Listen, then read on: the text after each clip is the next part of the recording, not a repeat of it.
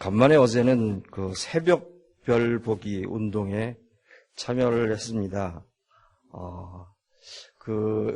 저희 집 근처에도 이렇게 별이 많다는 것을 새삼 느끼게 됐던 그런 날이었는데요. 어쨌든 새벽 일찍 일어나서 길 집사님 차와 그리고 정창수 집사님 차를 번갈아 가면서 타고는 티와나 홈빌드에 아주 잘 다녀왔습니다. 지난번과 같이 티와나에 가서 집을 짓는 것 외에는 저는 별로 아는 것이 없었습니다.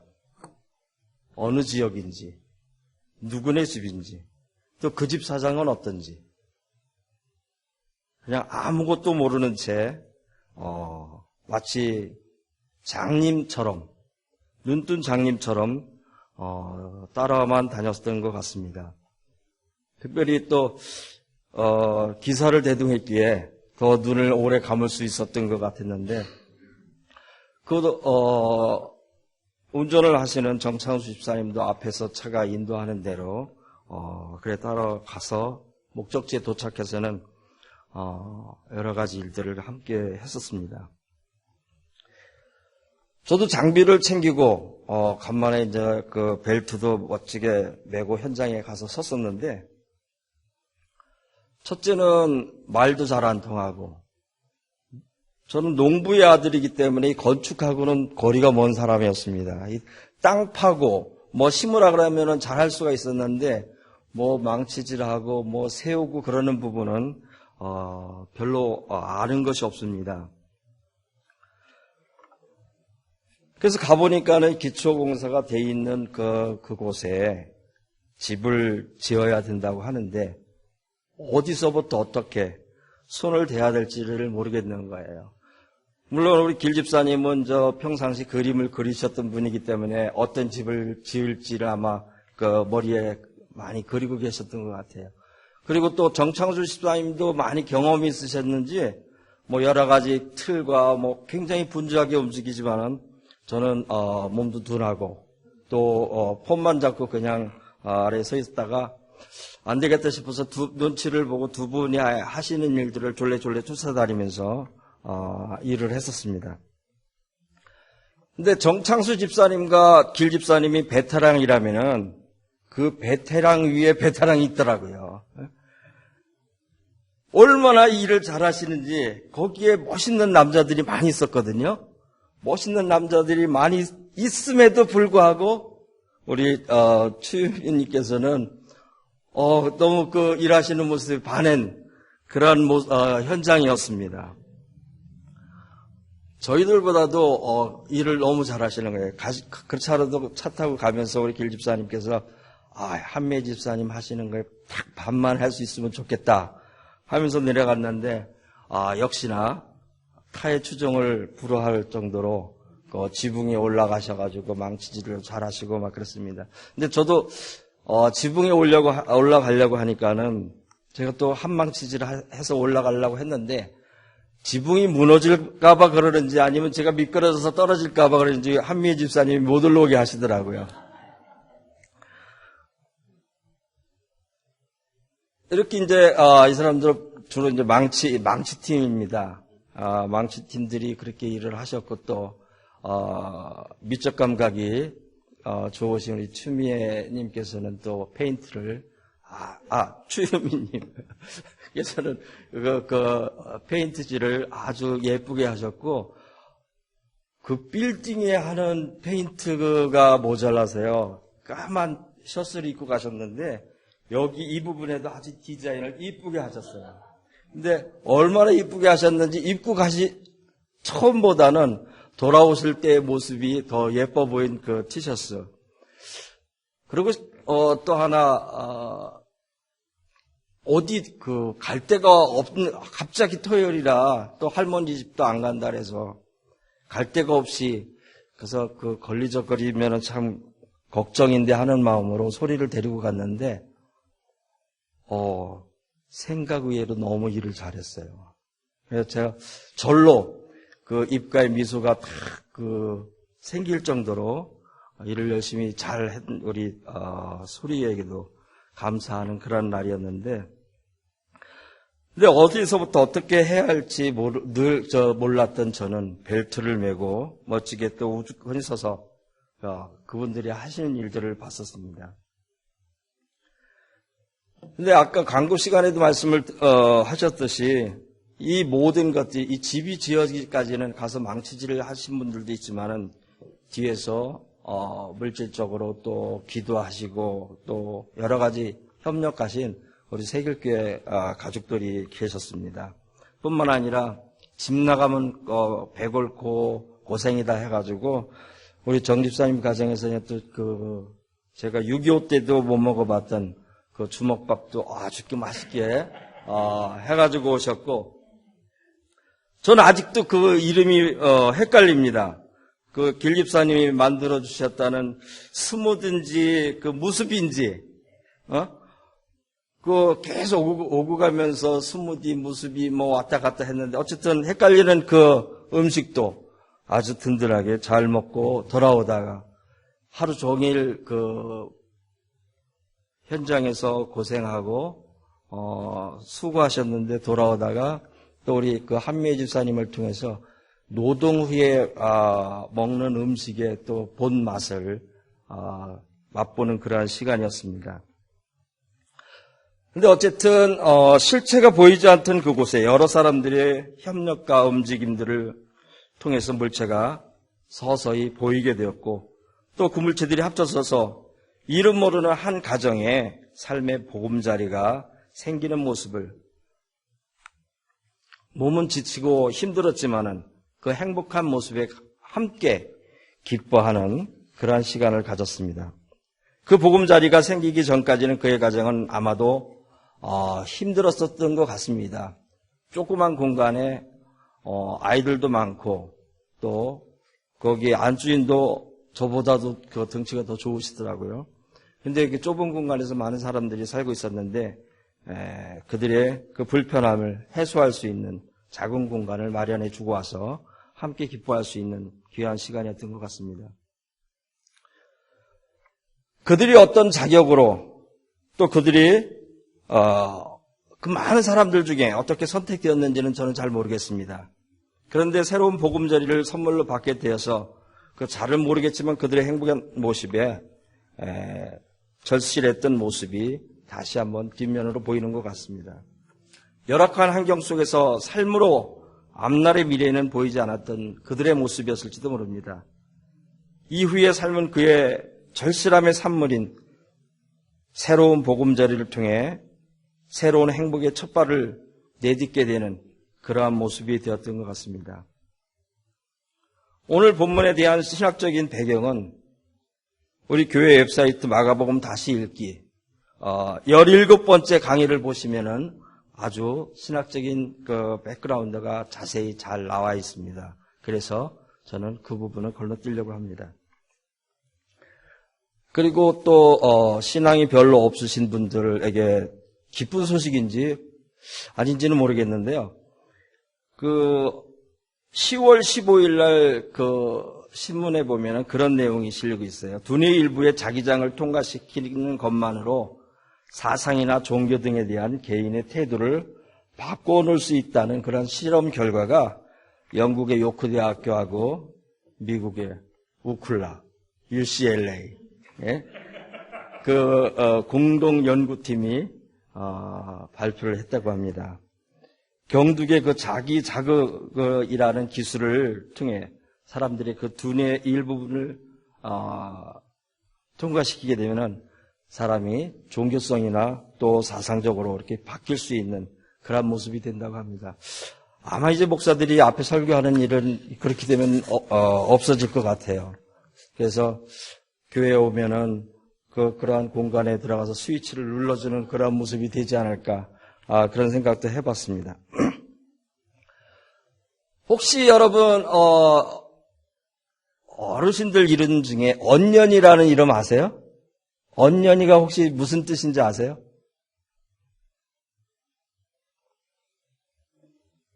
예? 잘 안 들려요. 아닙니다. 어린 소녀가 아니고 언년이는 아들을 기다렸는데 아들이 나오지 않은 엇갈린 생각, 그 결과물이 그 이름이 언년이래요. 그리고 아들을 기다리는데 계속 그 딸만 나니까 뭐 그만이 뭐 그런 말 많이 들어봤죠. 예. 끝순이. 막순이도 있어요, 막순이. 어쨌든 각자 이름에는 그 환경과 또 그들의 소망이 곁들여 있는 것 같습니다. 오늘 그 본문에 나오는 바디메오의 이름도 보면은 아마 그 사람의 이름이 아니었던 것 같아요. 바디메오는 디메오의 아들이라는 그러한 뜻이 담겨 있거든요. 그 신학적인 백그라운드는 아까 말씀드린 그 부분에 가서 보시면 아주 잘 설명이 되고 있습니다. 근데 요즘 사람들도 보면은 언제부턴가 이름을 잃어버린 사람들도 많이 있어요. 특히 여성분들, 누구 엄마, 그리고 누구 아빠. 저는 신학교 1학년 때부터 전도사 생활을 해가지고 제 이름을 부르는 사람이 별로 못 봤습니다. 그래서 원전도사, 지금은 이제 원목사님. 그러다 보니까 이름이 언제부턴가 잘 불려지지 않는 그러한 모습이었던 것 같습니다. 근데 어쨌든 바디메오라는 그 이름에는 디메오는 더러운 이의 아들이라는 그러한 뜻이 내포되어 있다고 합니다. 이름도 없이 누구의 아들로, 그것도 더러운 이의 아들이라는 그런 이름을 아마 그런 이름은 짓지를 않았으리라고 저는 생각이 듭니다. 아마 마가복음 작가가 그 이름을 통해서 마치 언년이, 막순이, 그만이 그런 것처럼 그 이름에 뭔가를 읽는 우리들에게 전해주려고 하는 그런 의도가 담겨 있을 것입니다. 다시 말하면 더러웠다라는 하는 그런 것은 현 지배체제의 영과 더러운 영에 쌓여서 그 영향권 아래에 물들어 사는 이름 없는 이들을 더러운 이로 아마 표현했던 것 같습니다. 이름도 없이 누구의 아들로, 그것도 지배체제에 길들여져 있는 더러운 이의 아들인 바디메오에게 내가 너에게 무엇을 하여 주기를 바라느냐 할 때 그 바디메오는 내가 보기를 원합니다 라고 답변을 합니다. 그 대답에 예수님께서는 내 믿음이 너를 구원했다라고 말씀을 하십니다. 우리 교회를 다니면서 구원이라는 단어를 굉장히 많이 들어왔습니다. 구원이 뭡니까? 10원에서 1원 뺀 것이 구원입니다. 그죠? 구원이라는 말의 영어의 어원을 살펴보면 치료 연구를 뜻하는 쉘브와 같은 어원에서 왔습니다. 다시 말하면 구원은 인간의 상처들을 치유하는 것과 관련이 있다는 것입니다. 이것은 작은 문제가 아닙니다. 왜냐하면 인간의 상처들을 다양하고 또한 깊이가 다르기 때문에 이러한 상처들 중에는 일부는 다른 사람의 우리에게 입힌 것도 있고 또 일부는 자신의 행동에 대한 결과기도 있고 또 일부는 내가 다른 사람에게 입힌 그러한 상처도 있습니다. 구원에 대한 성서적 이미지를 잠깐 우리가 살펴보면은 치유와 구원을 필요로 하는 우리의 상처난 곤경의 이미지들과 상호 관련되어 있는 것을 볼 수가 있습니다. 하나님은 우리의 해방이시면서 우리에게 출애굽을 원하셨습니다.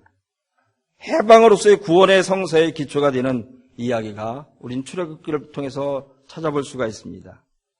이집트의 속박에서 이스라엘에 해방되는 출애굽 이야기는 우리는 거슬러 올라가 볼 수가 있습니다. 이 이야기 속에서 사람들의 인간의 곤경에 처한 이미지와 또 경제적으로, 정치적으로 억압을 받는 그러한 모습을 볼 수가 있습니다. 그러한 속박에서 해방되는 것을 우리는 구원이라고 이야기합니다. 또 구원이라는 것은 하나님은 우리의 화해이시면서 유배됨과 소외됨으로부터 우리의 복귀를 원하시는 그런 모습이 있습니다. 소외된 후 다시 본래의 관계로 돌아가는 그러한 모습을 구원이라고 또한 우리는 얘기합니다. 소외는 인간의 상황에서 관계와 분리를 동시에 가리킵니다.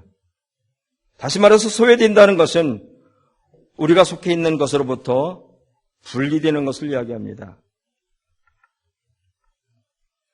기원전 6세기경에 바벨론에 유배된 고대 히브리인들의 경험과 우리는 관련돼서 생각해 볼 수가 있습니다. 그곳에서 이들은 예루살렘을 회상하면서 주저앉아 울기도 했었고 그곳에서 또한 하나님으로부터 버림받는 그러한 느낌을 경험을 했던 때였던 것입니다. 뿐만 아니라 창세기 에덴 동산에 최초의 남자와 여자가 쫓겨나는 이야기의 장면에서도 그 실존의 이미지를 찾아볼 수가 있습니다.